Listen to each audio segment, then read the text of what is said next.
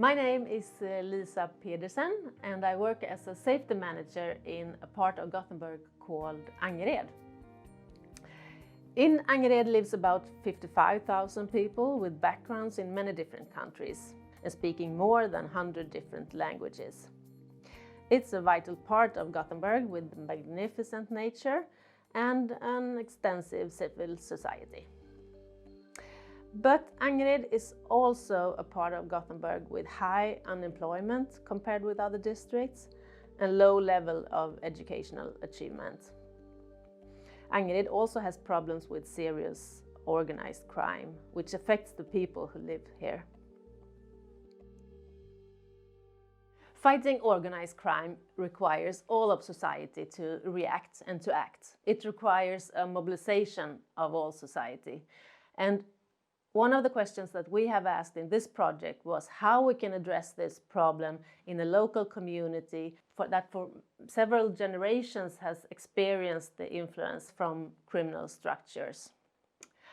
I'm going to tell you about the project, but first I want to give you a quick picture about the challenges that people who live in this type of areas experience.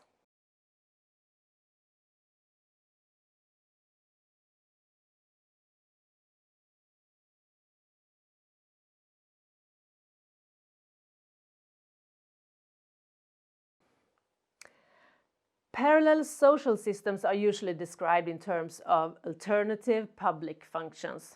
But more than anything else, the parallel social structures are a system of norms and values and rules which have great influence on the people that live here. Angered is a big city district, and of course there are a lot of people living here that are not affected at all. But for many people it is a reality that there are systems which are anti-democratic. In Angered, this is partly about the criminal structures and partly about the religious extremism.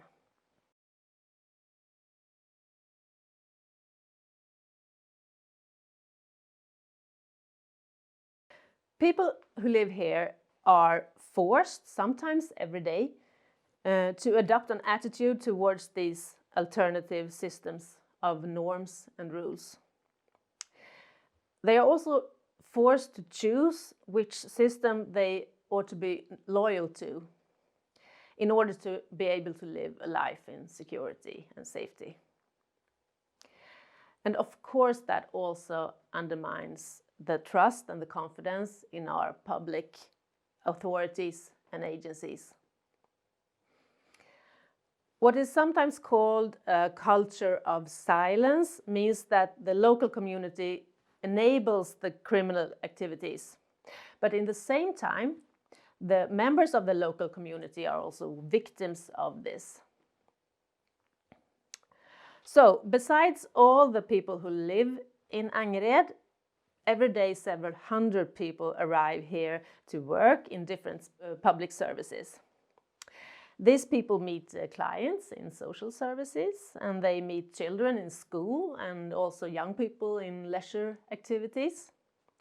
And this means that our public services in fact have plenty of opportunities to influence people who live here.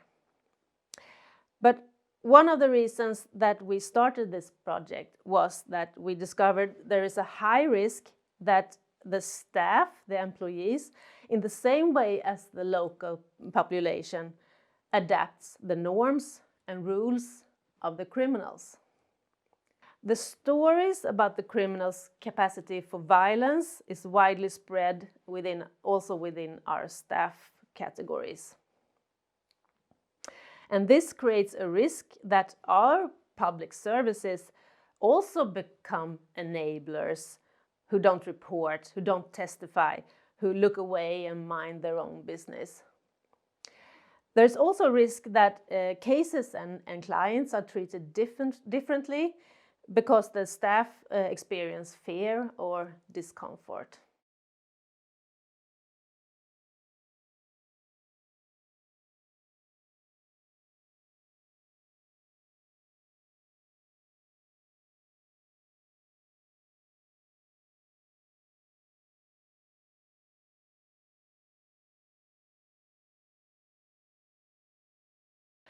The project of unlawful influence began in the end of 2018 after a number of serious threats against social workers. Threats, harassments, unpleasant text messages and public shaming in social media happens every day for many social workers in Angered.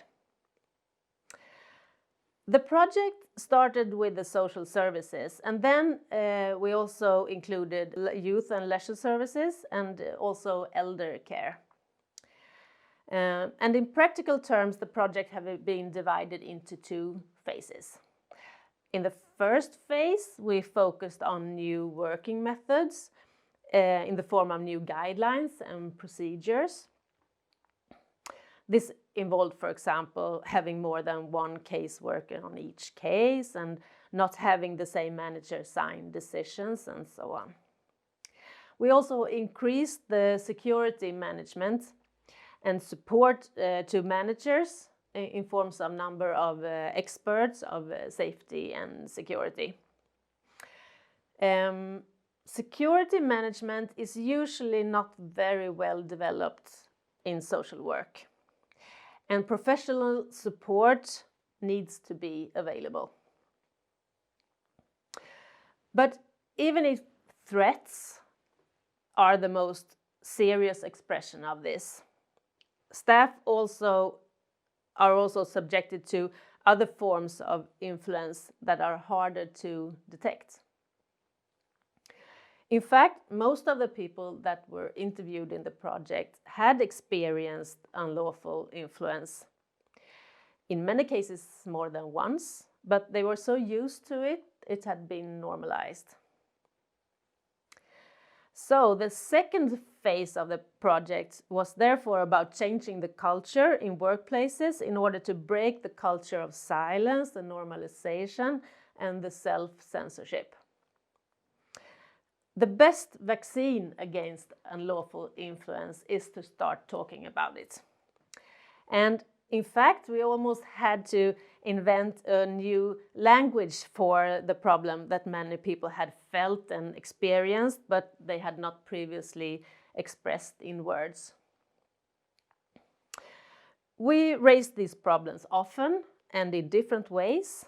We did training programs, we did a lot of workshops, and we talked about identifying, resisting, and dealing with unlawful influence. And we have since then seen many positive effects. For each employee, this is an important issue of health and security and safety.